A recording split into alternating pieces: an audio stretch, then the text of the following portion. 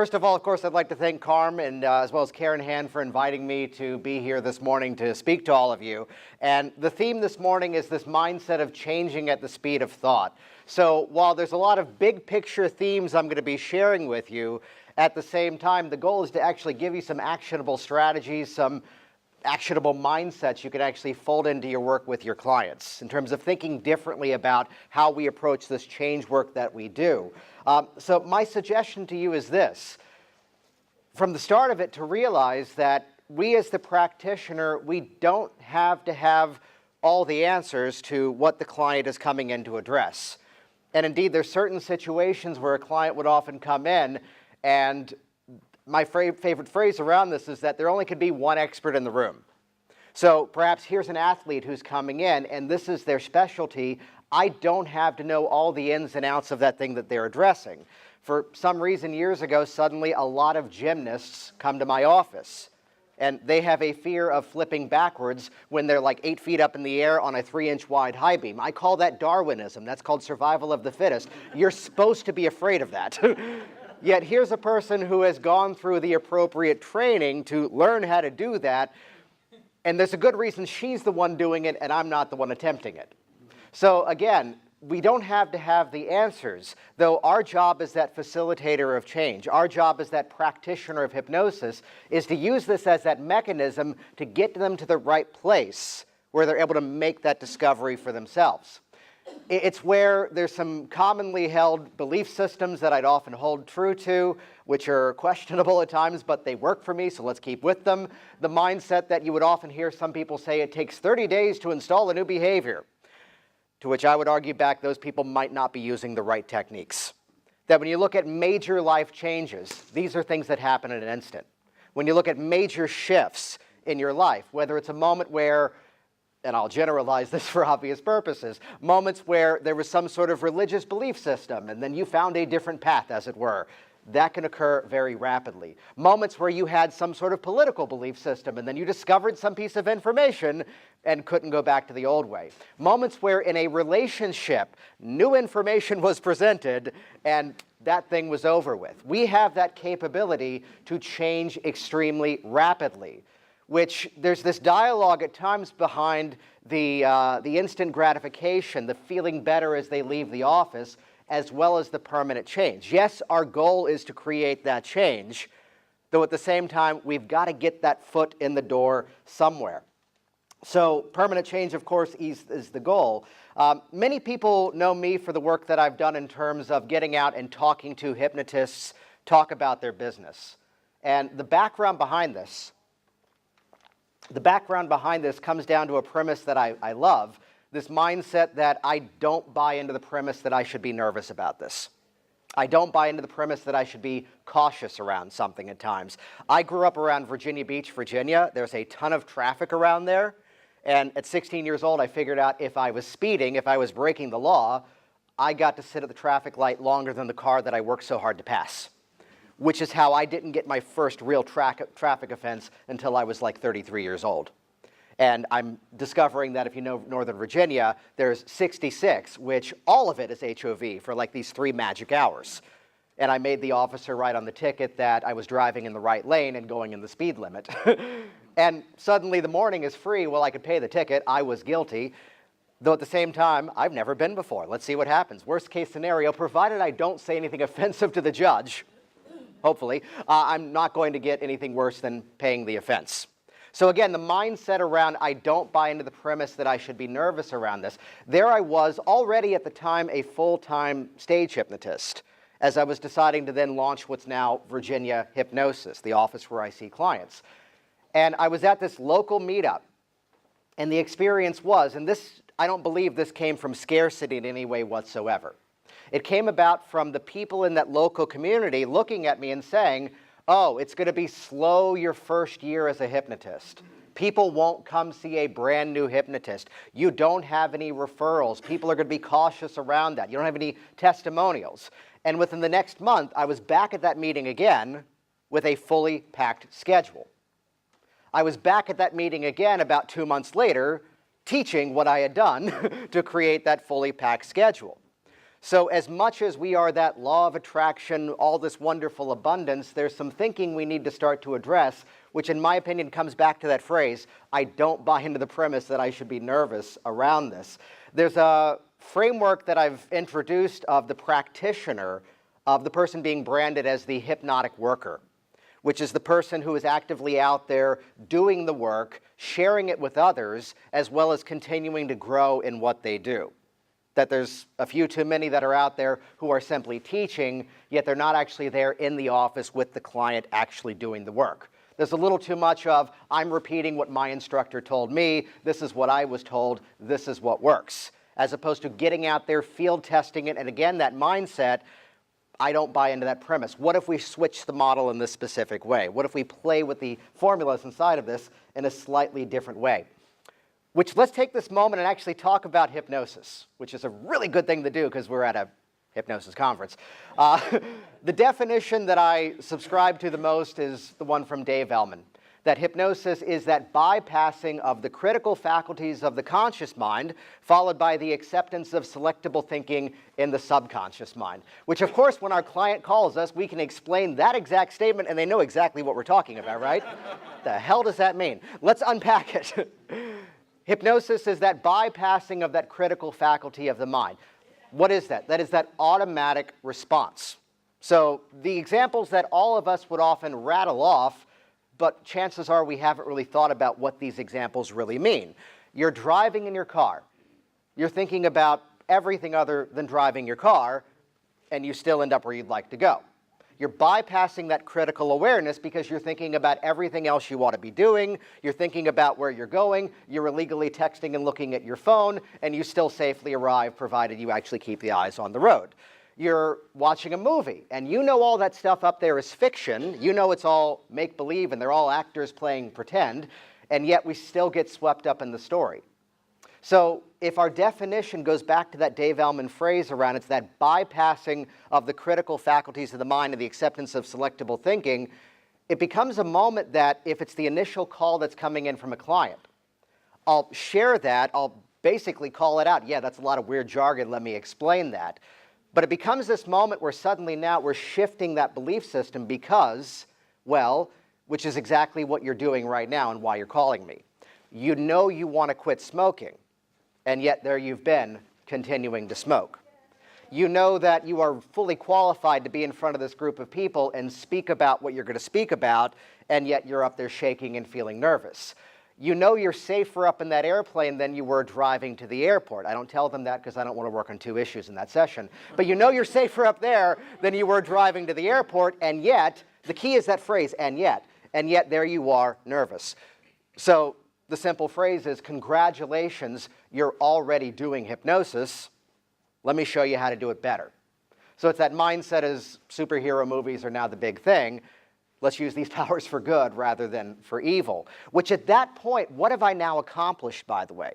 At that point, I'm not going to make you bark like a dog or cluck like a chicken, the standard pre-talk stuff we would typically say is, in my opinion and in my experience, negated. Because here's this moment where, let's call it out. What we do is kind of weird to the outside people. Then again, it's weird when they come in as well. You're going to come into my office, you're going to close your eyes, you're going to follow my instructions. Sounds good, right? And you're going to pay me for it. Wait, what? So it's this experience where we're normalizing what we do, yet still holding on to that magic of it.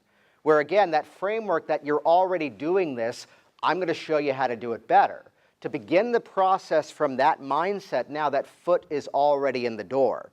That again, we're utilizing skills and abilities that they absolutely have. So to even take advanced strategies and recognize that sometimes there are pre-talks behind all these individual techniques. This concept of the opening frame, that if you explain to the client, here's what we're about to do, and you're getting that subconscious full body nod, yeah, this is going to work for me. It's where there's a commonly held belief that you don't say, hey, Rick, today in the session, I'm going to regress you to figure out why you have this issue. Sound good? Which he may turn and run. Or he may start to problem solve for himself. Oh, it's probably this, it's probably that. But we can apply a pre-talk towards any of our strategies. So, Rick, today's process is a little different than what you may have done before. It's not quite the magnifying glass inspecting the past and looking for meaning and insight, A better metaphor is it's the slingshot. We're only pulling back with the intention of letting go, and we're going to use that as that momentum to move you in the direction you want. Sound good? Yeah. Which, what did I just say? We're going to go there. But I used language that was much familiar. I give you that frame because there's a common pre-talk behind, and I rename it not for the sake of I love the aspect of so many of us will try to retitle things and claim it's our own, when really we're talking the same concepts. That being said, the fast phobia cure includes two words that most of us are not qualified and legally allowed to use. So let's call it the fast fear release. It's the same technique, don't be fooled. Trademark pending, no. So to take that experience, there's commonly two pre-talks, two pre-frames we would give behind that fast fear release. The first is this methodology of single trial learning. It only took you a moment to learn this fear. It may have been compounded over time, but at its core, it only took a moment to learn this issue. And if your mind is so gifted and talented, it can learn something that strongly, that quickly, it can learn something new just the same. Smiling, nodding, sound good, and I'm getting that contract from the start. The second part of it is, call it a little bit of a parts therapy variation. Here's this part of you that's working really, really hard to protect you, and we just need to go in and give that part of you better information so that part of you can work for you rather than you work for it as it's been so far. Sound good? Which even at that point, you're taking this big, massive problem that they've had up until now, putting it in an entirely different frame, and that's getting that foot in the door of that change process as well. So at its core, this methodology of single trial learning, there's a technique in hypnosis and NLP that I'd say comfortably I use quite a bit, though to use it is one thing, to live it is another, which is this whole category of sleight of mouth, where in the principles of sleight of mouth, it's this linguistic strategy where you're taking someone's belief system, and there's a couple of dozen different strategies to listen to their belief system and then respectfully, there's the key word, respectfully feed that belief system back in such a way that the belief system no longer works.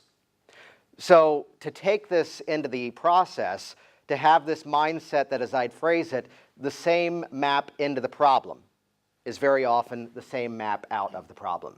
For all the reasons that someone is coming in and saying, this is why I can't do this, this is what my challenge has been. It's the same mindset I would use within business. It's the same mindset I would use in terms of working with my clients. Everything is an asset. It's where if you and I are working together in this office, of course, the natural statement is we only can affect you. You're the one here in this office. There may be other players and other triggers in your environment, yet it's your reaction to them is what is going to change this. So let's use that catalyst that used to be every reason why this was a problem, and instead use this as the catalyst why every reason why, as my phrasing is, I've got this, this is going to be easy. So there's this woman who comes into my office, and I love the aspect where sometimes those of you that see a lot of clients would also side with this one, that when they pose an issue, there's often the need to defend, well, it's not that bad. Well, you know, I have a drink every now and then, but I'm not a, yeah, you get the idea. In her case, she goes, well, I'm definitely not in the categories of anorexic or bulimic. I've even went to doctors to discuss that, and they said, no, you're not that. Because I'm still eating an appropriate diet, keeping in a good physical shape. My issue is this, eating in public. Eating in public. I don't eat in public. I will eat something, in private. I'll eat at home. I'll go out to dinner with friends and, oh, I already ate something at home. I'll just get something to drink. I've just always had this aversion to eating in public. And as we're in this process, it becomes a beautiful moment where Mother did everything she possibly could to suggest this disorder rather than work to create a solution. Every meal with Mother, and I'm looking around to make sure no one's eating as I tell the story, you're really going to finish all of that? Are you serious? Oh, you're going to get huge if you eat all of that, is the dialogue that Mother's giving from like 3 years old all the way up to mid-30s. I love the moment where something shifts rapidly, because it's a moment where I get a phone call after hours and I take it, and she's in the bathroom of an Applebee's, which there's a wonderful way to continue a story. She's in the bathroom of an Applebee's. She's going, I have to thank you. What? I am laughing so hard. My mother's pulling all the same routines, and this time it's hilarious. I excused myself to the bathroom just because I had to call you. This is amazing. Thank you. I wasn't going to tell this story, but I have to fold it in. My favorite feedback ever from a client came just a few months ago. She's issues with like social anxieties, being out in public, people judging and critiquing her was the issue that came in. It's our second appointment. I just had the worst date of my life. That was incredible. Thank you. It's like, wait, what? No, seriously, it was horrible. I mean, every stereotype. Oh, I forgot my wallet. And just the guy, he's hitting on the waitress in front of me.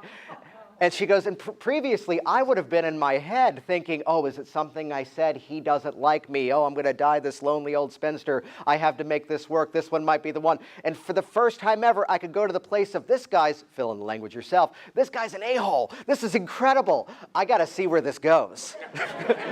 And she followed through with the date the rest of the night. Of course, at the end of it, no, I don't think this is a match. But to get that experience where, yes, we want to aim for that permanent change, but to have that moment where just clearly the old model of the world just doesn't quite fit. It's where I'm going to talk about getting some magic into the process. There's a ton of traffic in the Northern Virginia area. So here's this woman with this issue with nail biting, and the entire process hinged around the phrase, if the hands ever move towards the face with the intention of harm, they'll immediately find something else to do. She's driving, she hits traffic around Arlington, the hand immediately does one of these, because the trigger used to be, I'm sitting in traffic, this is when this happened. The hand did the full 360. Which for her in that moment, it's that, oh, wow, that actually worked. Which again, it may just be that foot in the door, but we got to get that foot in the door somewhere. Which it's the story of a man who I worked with for issues with fear of small spaces, issues with elevators. And other people have told the story, then finally it happened to me, so it's my story now too. Where I'm at this event, and I'm in the elevator, I get this frantic voicemail, you need to call me, I don't know if this is working, I don't know if I was deep enough in hypnosis there, I don't know if it was this or it was that. I get him on the phone, yeah, I was in the elevator and I was bored. I don't think this worked. It's like, that's how everybody else feels in elevators. Congratulations. Which again, getting that foot in the door, utilizing whatever is there, it's a moment where, as I work with kids, very often, and I see very little pushback from this, I say it, there's a place in my brain that I sometimes dip into in a respectful way, which is called nothing to lose, which is where the mother's saying, oh, can I be in this session with my son? Well, you absolutely can. You know, you're my employer. It may look as if I'm self-employed and I'm this entrepreneur, yet throughout the day I've got 5 different bosses coming into my office because without you, I don't have a job. However, I'll tell you comfortably, it typically slows down the process. We can still get the same result, though it may take an extra session or 2. It's up to you. Okay, I'll wait in the lobby. So, which has been my finding over the years. I've been working with this girl, again, flipping backwards on a high beam, and mom's in the room chiming in. Oh, no, you're not that, and slowing down the process. So this boy had this fear of bees, which what became that foot in the door? What's the first thing you're aware of that triggers this concern? The sound. Now, I did not fill in the humor of a 10-year-old boy, even though I have a 4-year-old one at home. As the simple suggestion was, as you hear that sound, you can imagine it's something you would find to be more comfortable. And the mother calls me up and says, did you tell my son that the bees are farting? It's like, oh dear. No. What I said was you can hear the sound and decide it's something else. And of course, 10-year-old boy brain, that's where it went. Yet they're out at like a Six Flags amusement park and a bee lands him and he goes, ha, and he just sets it down. The mom's going, which again, getting that foot in the door. We're looking for these moments, looking for these magical moments where something then changes. Though to rewind all of this back here, as I swallowed down a whole chunk of ice I didn't intend to grab there, the whole process here begins with where does the actual hypnotic experience begin? And in my opinion, it's not just the pre-talk. Many of us say from the initial phone call, it's even going back to before they're aware of us, before they're even aware of who we are. In the aspect of what I've done for building out Virginia Hypnosis, I've built a very specific avatar of who my ideal client is. And I want you to hear exactly what this one is from the confidence builder, that these are people who exist. And we can start to think bigger and better about what we do as hypnotists. Because my ideal client is a person who has already decided that they want to do hypnosis. They've already made that decision that they're looking for a hypnotist. And now they're doing their research to track down, well, in this area, who's the most qualified person to help me. So it's where I am letting the hypnotic process be this presupposition in terms of our dialogue that, yeah, you're already going to do hypnosis, so let's talk about how you and I are going to work together. So it's where we'd often have this little bit of a self-limiting belief that, oh no, people think it's weird, people think it's strange. And for those of you that were in Scott's talk yesterday, it's the same phrase that I'd live by from Steve Martin: just find that moment to become so good they can't ignore you. So to do that work, to bring that passion into what you do. So it's where the actual process of hypnosis, the mindset that I would give to this is that of planting seeds. So we're planting all these little bits of evidence along the way. So it's the videos that are on the website, which again, it's that moment of connecting with that little red dot and talking to that little lens as if that's that one person who is absolutely at this point of needing to make this decision and carry on that conversation. Every piece of testimonial, every piece of feedback, every news article, these all become seeds that further compound that belief system that they are going to make that change and they're going to move things forward. So the entire process is hypnosis. We're always making that suggestion, always leading towards the next step. The same way that is with our clients. Start with the end in mind. I would hear the dialogue sometimes that, oh, I can't see but so many clients in a week because they come in with their problems and it can be a really emotional experience and it kind of wears you down. Respectfully, if that is your belief system, you got to change that, because that means you are connecting with the client's problem.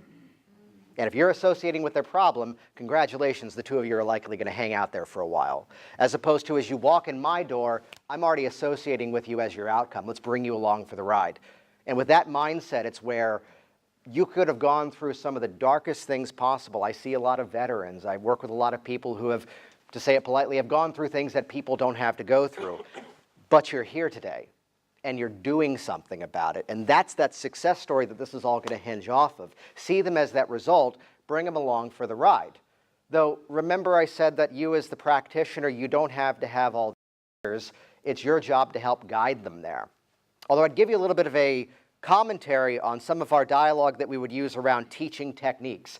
There's an amazing trend that's really more popular, I'd say, in the last 15, 20 years of teaching techniques. Oh, when you feel this way, you can do that. And that is amazing. And especially my sort of branding on this is self-hypnosis strategies you can do anytime, anywhere, and nobody knows you're doing something.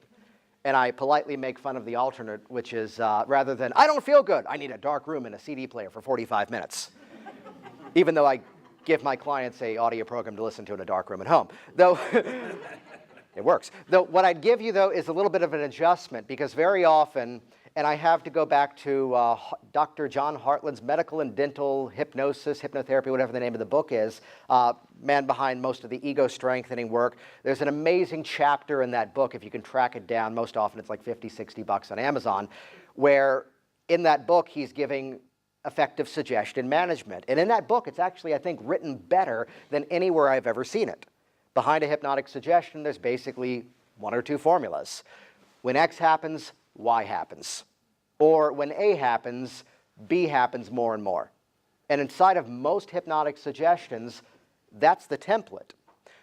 Though in the examples back to Hartland, recognizing that he was a psychologist working with a lot of medical issues, there's some interesting examples, including the one around issues of exhibitionism that, and again, there's often a question sometimes in terms of hypnosis that if you're going to be working with your client, do you say their name during the session?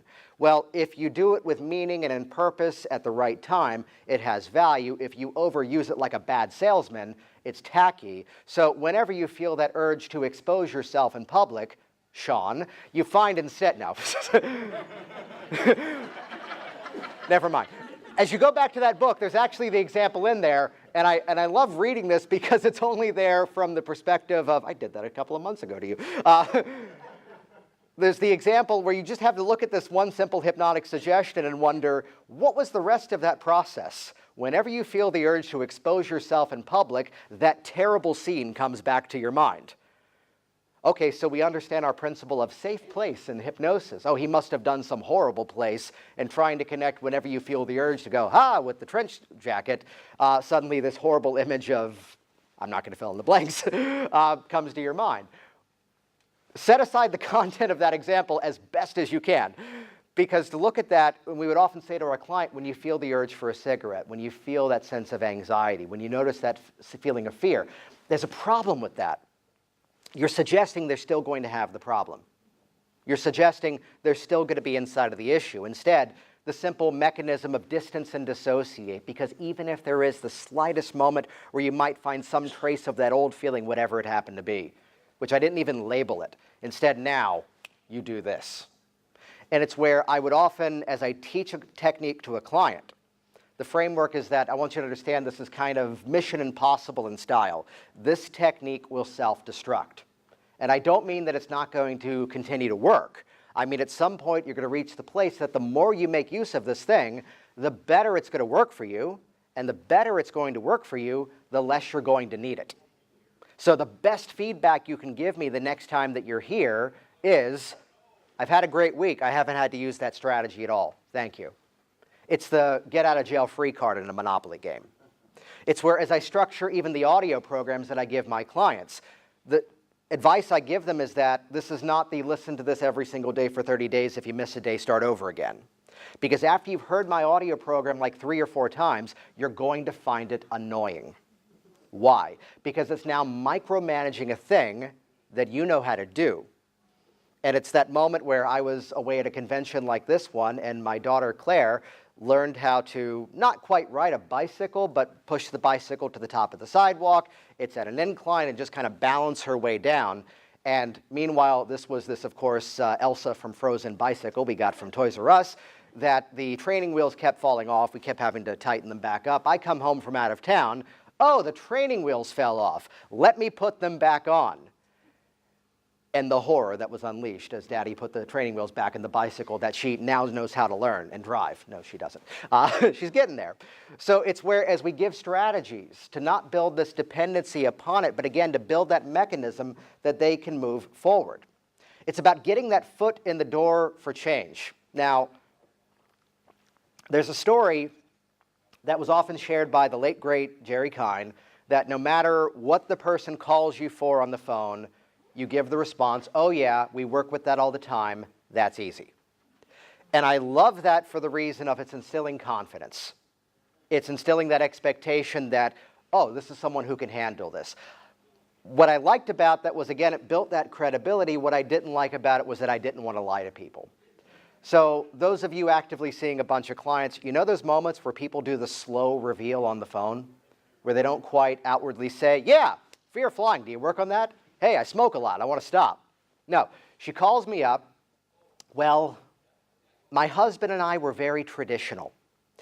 We come from very religious families, and we didn't live together until we got married. And there are some things about him that I didn't discover until we moved in together. And I'm listening and going, well, if it's something he wants to work on, the best thing would be to have him give me a call and we can discuss. No, it's something more, I think, with me. It's a really personal issue that I'm not even sure how to address this. I'm not even sure if well, what is it? And I mean, the imagination is going to some deep, dark, fascinating places. And suddenly she hits me with, well, his jaw clicks when he eats, and he refuses to go to the dentist, and his clicking jaw is driving me crazy. And for her, I just felt it coming right out of my mouth automatically. Oh yeah, we work with that all the time, that's easy. Wait, what? No, that's weird. However, here's how we can work on it.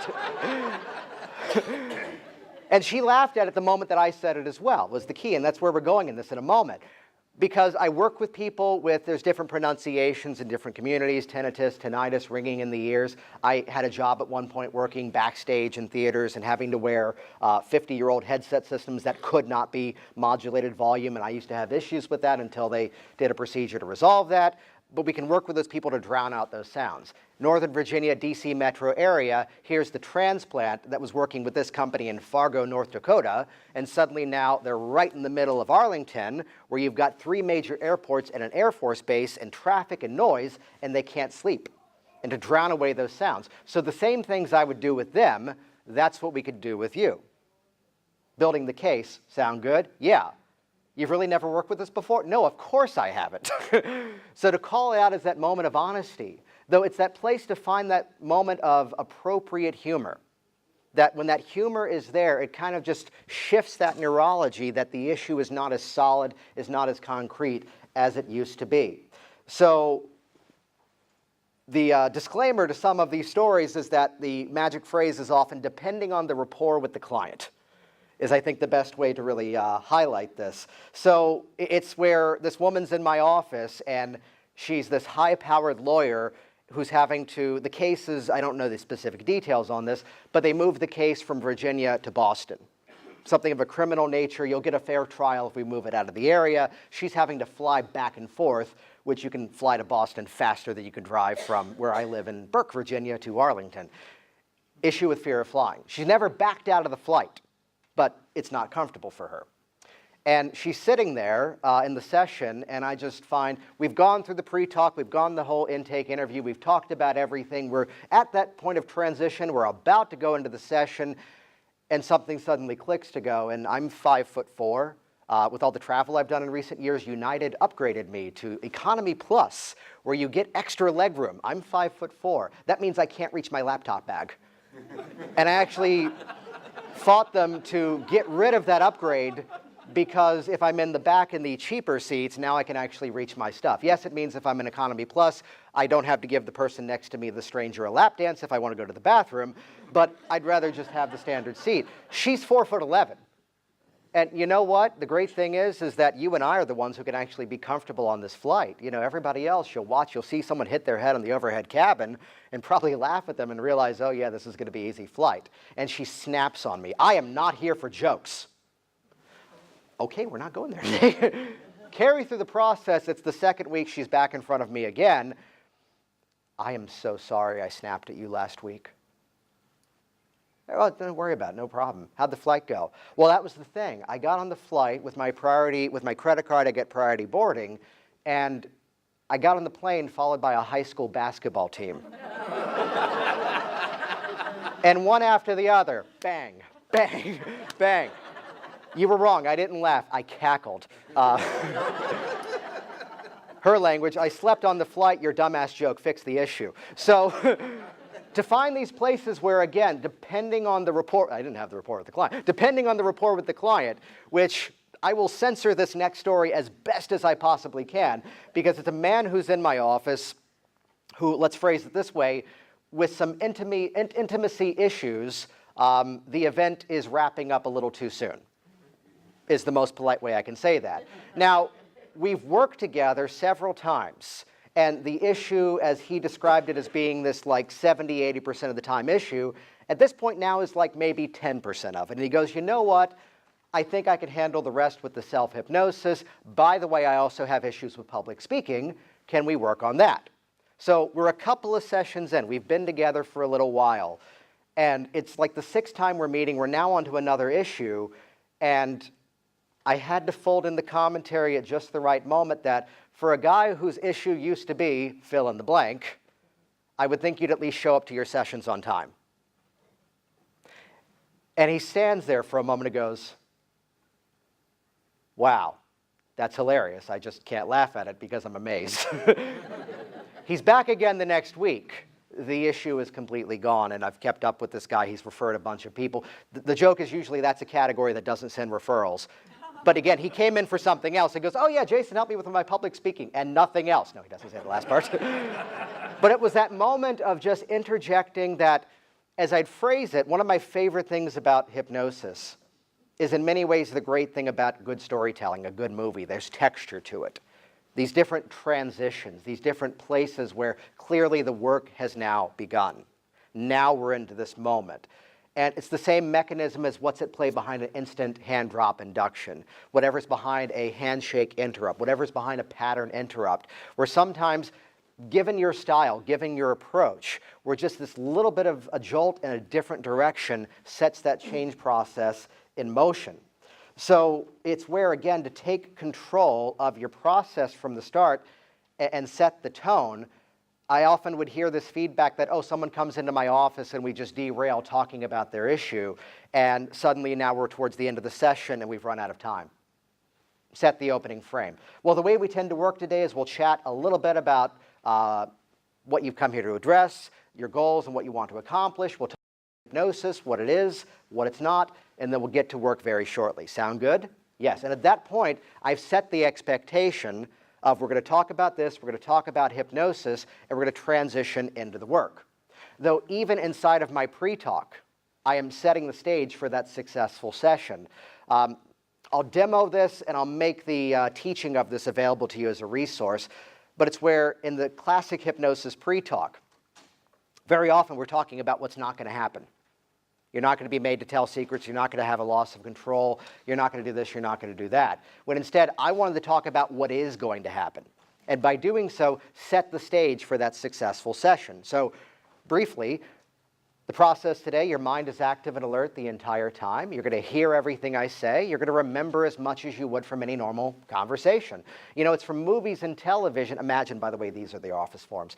From movies and television, we get the idea that this might be some sort of loss of control, when really instead it's the opposite of this. Here's all the stuff that feels out of control. Today I'm going to help you to take back control of these things. Sound good? Yeah.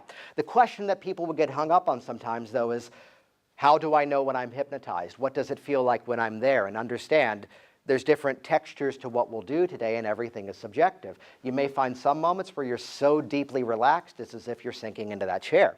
There might be other moments where you feel this almost kind of disconnected, light and floating sensations. Or you know what, sometimes you may discover this almost miraculous feeling that you're just sitting in a chair and I'm talking to you. Whatever you feel is what you're supposed to feel. There's not one specific hypnotized feeling. However, that's why I'm going to layer into the session today moments of what we call hypnotic phenomenon. They're kind of magical for you, but they're also there for me. So when you're responding to this series of hypnotic suggestions, that tells me I can use this series of hypnotic techniques. And then a few moments later, when you're much deeper in hypnosis, that now tells me I can use those techniques. So it's a calibrated process the whole way through. There might be some moments where you find yourself so deeply interested in every single word that I say. Some moments, which means there's other moments where your mind wanders off to who the heck knows what. Let it. We describe this as already being that bypassing of that critical part of your mind, the same way that you're already using this skill. So when you notice the mind kind of ebbing and flowing, take it as a nod of just how well you're doing. That being said, I always have to tell a quick story. This guy came into my office a few years ago. Session was textbook. It went exactly as it should, though at the end of it, he's nervous. I don't know if that worked. Like halfway through, my nose was itching. If I scratch my nose, does that pop me out of hypnosis? So because of Frank, I have to tell you today, you're allowed to scratch your nose. Cough, sneeze, adjust, whatever you have to adjust. I don't judge. I really have to say that, otherwise people think, if I move, it's not going to work. Get comfortable. Do you have any questions before I hypnotize you? And in that pre-talk, I have addressed all the common fears and misconceptions without calling them out, without saying, I'm going to not make you tell secrets. Because if that's not your fear, congratulations, it is now. Which, for the sake of time, there's a lot of psychology, there's a lot of embedded commands inside of that. This will be one of the few presentations where I tell you to actually pull out your phones. There's a whole teaching of that I have online. If you send a text message to the phone number 44222, and in the body of the message, send the message Hypno17, that'll send you some resources, including that whole teaching of that all positive pre-talk as I've shared that. So again, the phone number would be as if it's 44222, and then the body of it, shoot that message, Hypno2017. For the sake of time, that'll give you the entire unpacking of that strategy. Though back to our actual change process, the same map into the problem is the same map out of the problem. This is only a couple of months ago. that my 10 a.m. and my 12 p.m. client came in with the same story. Now that I'm retired was the intro. And for client number one, now that I'm retired, it's going to be ridiculously easy to lose weight. I'm going to have time to cook for myself. I'm going to have time to go to the gym. This is going to be wonderful. Here came the 12 o'clock. Now that I'm retired, it's going to be impossible to lose weight. I'm going to want to stay home. I'm going to want to eat out more. This is going to be difficult. And I almost resisted, but finally went, you know what's interesting? Earlier this morning, and I saw the gears began to shift of taking that model of the world and changing it back in an instant place. So it's where, yes, a lot of the strategies that I'm talking about here are ones that come down to a simple, let's call it out, direct suggestion statement. Realizing that a prestige suggestion, which we would often talk about as hypnotists, thank you, as being a negative thing. The mother says you're just like your father, you're always going to be a loser. The coach says, well, you have a small frame, you're never going to get stronger in this exercise. That's a prestige suggestion. And in many ways in our hypnotic process, we're getting them to that place where we can facilitate that prestige suggestion. Now, of course, along the way, all of our amazing emotional release strategies are at our disposal. Whatever your models are, whether it's timeline, whether it's regression, whether it's parts, whether it's reparenting, though we can use these incredible emotional release strategies, though as I like to say, sometimes you just have to hypnotize the person. So a student of mine calls up, I'm working with this woman for a sugar addiction, and we're stalled on our 4th session. She won't forgive her father for this event that happened when she was 12. What do you think I should do?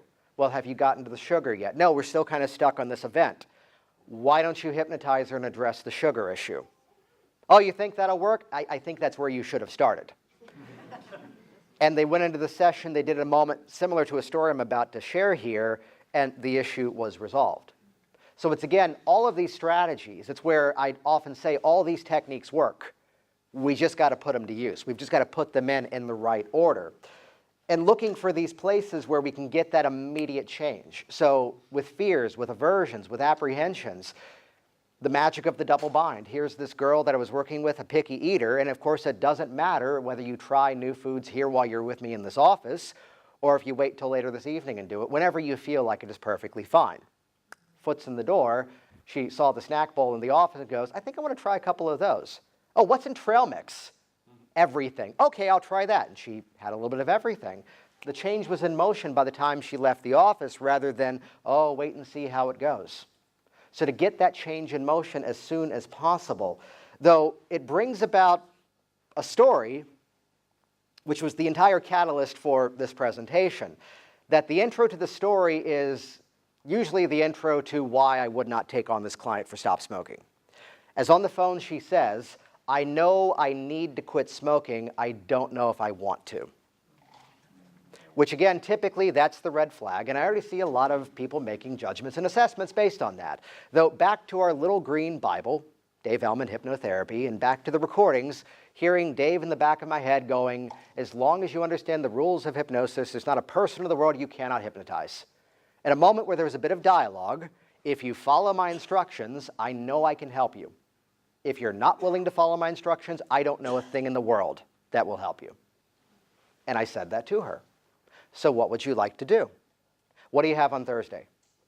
She's coming in. Already I know this is going to be a very different process from what the standard routine would typically be. It's flexible, it's creative to the individual, but we're going somewhere else today. And it becomes a moment where, I got my start in all this by doing stage hypnosis. That was the origin story behind all of this, and then transitioned mostly over to seeing clients. And this became more of a stage hypnosis event than any show I had ever done. Every bit of phenomenon, the eyes are stuck, figure out, and linking the motivation to it. If we're going to make use of the phenomenon, don't let it just be this little magic party trick that now stands on its own. Link it to the change. Finally culminating a moment of, as I count forward, it's not that your hand is stuck, glued tight to that chair. It's more as if your hand and that chair have always been one. Compounding that suggestion, try it, it gets tighter, which is a beautiful strategy I learned from this lovely gentleman over here. Thank you, Sean. Though the payoff at the end of it was, she's got her eyes open, she's looking at that hand. What's my premise at this point? She is stuck in the trance of being the smoker. And almost back to, if you've read Frank Farrelly, Provocative Therapy, stepping inside of her trance state and introducing a better one. Because the payoff simply became, in the words of my good friend here, once you stick them to one thing, you can stick them to somebody else. The hand is stuck to the chair. You know what? Change the name. You know what, Kelly, was really interesting? I haven't said anything about your left hand. Check out your left hand. It's even more stuck. To which there's a dialogue in my head in terms of working with phenomenon, which is that I don't want to be the all-powerful hypnotist commanding this thing to happen. No, I want to be sitting in that movie theater seat next to you, watching this and going, isn't that cool? Isn't that amazing? Commenting on that with you, being a part of that experience with you. Kind of weird, right? And we sat there and talked for like a minute while she's... Interesting, right? Yeah. You're doing great, by the way. Having a little bit of dialogue. And the magical moment simply became, and go ahead now and close your eyes. We don't have to have the solutions. We're helping them get to the place where they find that solution for themselves.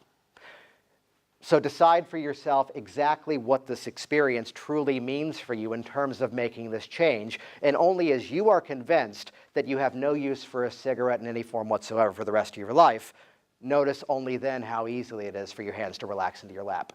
This became a moment of what we like to call fingers crossed hypnosis, of going, please do this, please do this, please do this. And the hands then migrated to the lap, and that was 7 years ago.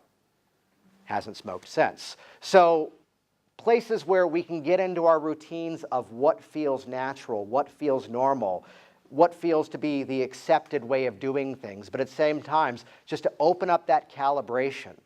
What is that story that we're bringing in, and how do we bend that story in such a way that, again, sleight of mouth style, the old model of the world just simply doesn't work.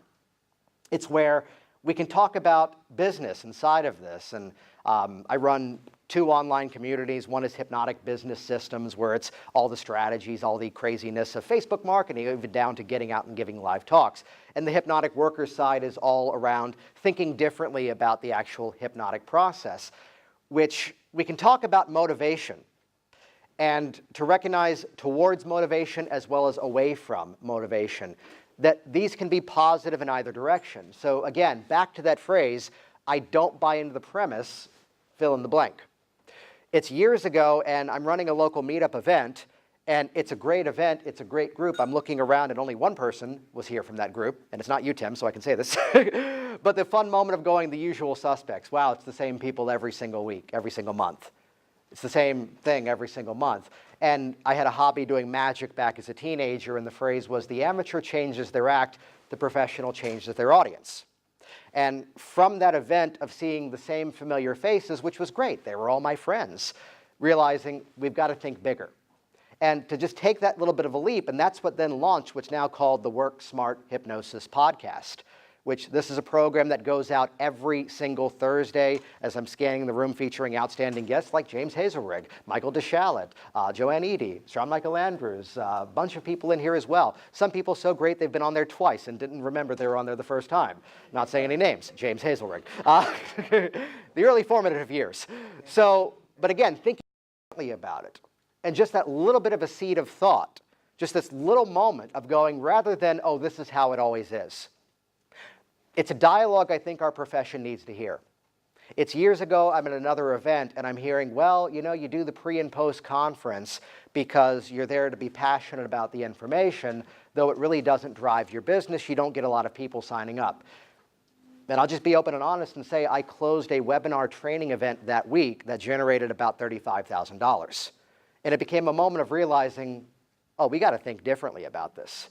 So the moment of the same audience over and over and over, realizing, well, let's take the same message and bring it out to a bigger audience, which to date, that Work Smart Hypnosis program, it's now upwards of, I think, releasing session number 136 next week, and it's been downloaded more than 150,000 times all around the world, and continues to grow. It gets several thousand new downloads every week. It's on every podcasting platform, or just simply go to worksmarthypnosis.com. That'll give you the updates, or do that text thing and I'll send you updates as they come out there.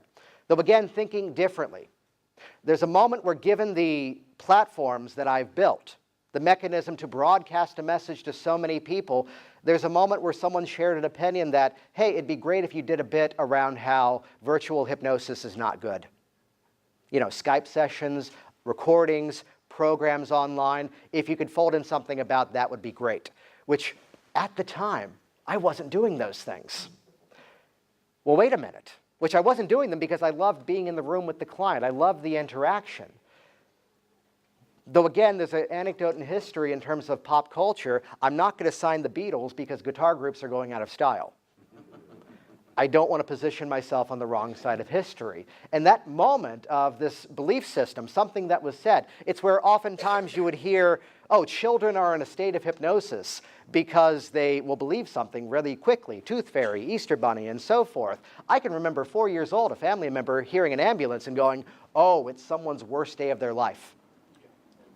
And I heard that and called BS on that right away, going, no, it might be a birth. It might be someone getting an organ transplant. It might be the best day of their life. I don't buy into that premise.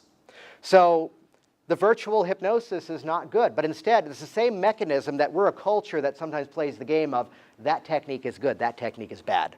Oh, that's the technique you need to use. Oh, never use that strategy. All this stuff works. You just have to use it. Which that moment of hearing that belief system so strongly held, I don't buy into that premise, changed the nature of my business. To which now, even as I'm here with you, there's thousands of people watching videos of mine, listening to the podcast, interacting inside of my communities where there's like 80 hours of stuff in each one of them and other things as well. Challenging the model and just simply thinking differently. So it's that place of, please, someone challenge me in some way at some point this weekend because I got some new ideas coming. The place of, again, getting to that place of that challenge inside of it. So just to simply think differently about it. Which, to bring it back to our hypnosis perspectives, as I've got about 4 or 5 minutes left here, yes, the goal is to get that permanent change. Though again, do not dismiss that instant gratification. It's where one of the most beneficial things I've simply folded into my work in the last couple of years is to look at my client and say, hey, Edward, you're in front of me and back again next week. What's that story you want to be telling me as early as next week that's going to give you that full validation that things are different and moving better? And the client's writing the script for me. The favorite one was a guy, well, I'm a stereotypical British gentleman that I go home from work, I hit the pub, have a couple of beers, go out and smoke with my friends, have one more, walk home. What do I want to happen? I want to hit the pub, have my beers, go outside with them. They're going to smoke. I'm not going to. It's going to bother them. It's not going to bother me. And then we'll go inside, one more drink, and go home. He had that experience exactly. So these are the moments where immediately upon emerging hypnosis, how long is a hypnotic suggestion permanent? How long is a hypnotic suggestion effective? This is where we get into a game of semantics. Because I've seen in one school of thought, oh, 30 days is the maximum. After that, it becomes habit. We're just arguing semantics at that point. My favorite answer, I think it was an anecdote where Cheryl Ellman was in a class one time and they asked this question, and her response, if I remember the story right, well, it's got to be at least 27 years. And all heads turned. Why 27? Well, I quit smoking with hypnosis 27 years ago. It's got to be at least 27 years that a hypnotic suggestion is effective. It's like, what's the population of the US? Well, there's like 110 people here. It's at least 110, right? Yeah. So to look at, again, thinking differently about this, my phrasing is, as long as the hypnotic change is congruent to the individual, and as long as there is some sort of reinforcement mechanism at place, then we've got the change. Now, reinforcement mechanism doesn't have to be, I can run this technique, I can listen to this audio, I can perform this series of actions. Just simply being healthy, alive, and happy is a reinforcement mechanism. It's why I believe in the system of being a multiple session practitioner, because as the process continues, it's less and less about the problem that you brought in and more about the direction you're going. So to be there a couple of sessions in, and we're no longer addressing the issue that was the symptom that brought you in, becomes an amazing confidence builder for that client. So some calls to action as we wrap this all up here. It comes down to a couple of simple phrases here. That there were some stories here with some humor that matches the style that I bring into my process. It's where, as I teach classes, the framework is, it's not to have you go off and become the Jason Linett clone. It's my job at times to give you the insane level of thinking behind what I have done to better give you the strategies to go in and make the decisions for yourself to develop your own style. So it's where we're stepping into this heightened version of ourselves when we're in that session, aren't we? It's already a hypnotic experience for everybody involved. Scott Sandlin yesterday told an amazing story of Stanislavski. I'm going to have to tell the quick story of Katy Perry, who changed her name from Catherine Hudson, because that was also already taken, to instead become Katy Perry, because she goes, this was this heightened version of who I was and what I wanted to be. Which is not to say I have a lot of Katy Perry music playing in my office at all times, though, why not? Though the experience of, again, recognizing what is your style, what is your approach, and let that continue to refine over time. Though at the same time, we can have all these strategies, but think of them like the toolkit, the shop van that the handyman has out in the parking lot. Because with that, these are the things we can reach in and grab a hold of. Though it all comes down to being in the moment with your client. It all comes down to being present in the experience and listening, and not just running process, not just running patterns. Listen to what's going on, calibrate it. I'm preaching to the choir on the final statement, which is that continue to learn, because it's where the snowball going downhill, we're gathering more and more stuff along the way, because these changes can really occur in just a moment. Thank you all so much for joining me here this morning. I'll be hanging around all this weekend. See me at my table, see me in the hallways. Thank you all so much. Enjoy the rest of the conference. Jason, on behalf of the Mid-America Hypnosis Conference, we'd like to present you with this certificate of appreciation. Oh, thank you. Thank you so much. Thank you. Thank you. Hey, it's Jason Linett here, and I want you to be the first to know as we put up and share new videos and new hypnosis resources in the future. So do this right now. Click the button on this page that says subscribe, and you will be the first to find out as we upload new videos. See you soon.